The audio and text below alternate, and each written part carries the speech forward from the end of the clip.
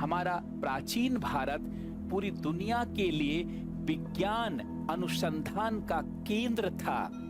अगर आप देखेंगे गणित के क्षेत्र में, विज्ञान के क्षेत्र में, इंजीनियरिंग अभियांत्रिकी के क्षेत्र में, मेडिकल साइंस के क्षेत्र में, केमिस्ट्री के रसायन विज्ञान के क्षेत्र में और व्याकरण साहित्य के क्षेत्र में, तो भारत का वैभव शिखर पर था। जहां आर्यभट्ट जैसे लोग गणित और उसके अनुसंधान को बड़ा स्वरूप दे रहे थे, वहीं बाराहमिहिर, ब्रह्मगुप्त, भास्कराचार्य और स्वयं आर्यभट्ट खगोलकी के विकास में बहुत सारे उपलब्धियों को उद्घाटित कर रहे थे।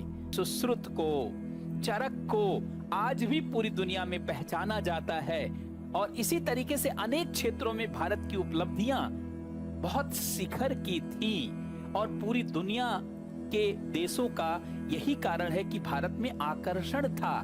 अगर आप विश्व बैंक के डाटा को देखेंगे तो विश्व बैंक कहता है कि पहली शताब्दी से लेकर के 17वीं शताब्दी तक भारत पूरी दुनिया का इकोनॉमिक किंग था, क्योंकि भारत की जो जीडीपी थी वो पूरी दुनिया के जीडीपी का लगभग 24 से 25% जीडीपी थी। अर्थात जो आज अमेरिका की स्थिति है, लगभग वही स्थिति प्राचीन समय में भारत की थी। भारत आर्थिक रूप से महाशक्ति था और भारत तकनीकी रूप से भी महाशक्ति था। सांस्कृतिक सामाजिक रूप से तो भारत महाशक्ति था ही, दार्शनिक रूप से भारत हमेशा से किंग था, आज भी किंग है।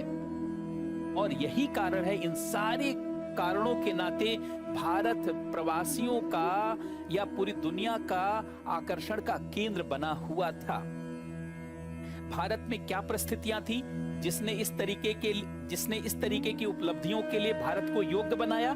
भारत की जलवायु बहुत अनुकूल थी।